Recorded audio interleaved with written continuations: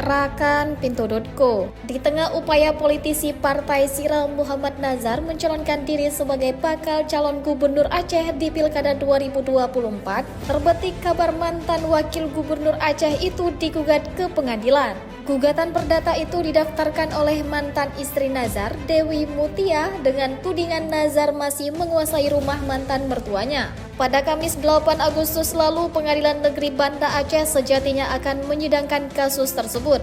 Namun, majelis hakim yang diketuai Zulfikar menunda sidang lantaran pihak tergugat Muhammad Nazar tidak hadir. Pengadilan akan kembali memanggil tergugat untuk hadir di persidangan pekan depan. Kuasa hukum penggugat, Ona Handayani, mengatakan gugatan disampaikan kliennya Dewi Mutia yang juga mantan istri tergugat dan keluarganya, dengan objek gugatan sebuah rumah di kawasan Jelingke, Kota Banda Aceh. Gugatan ini datang di tengah upaya Muhammad Nazar menggait partai-partai politik agar mengusung dirinya sebagai bakal calon gubernur Aceh.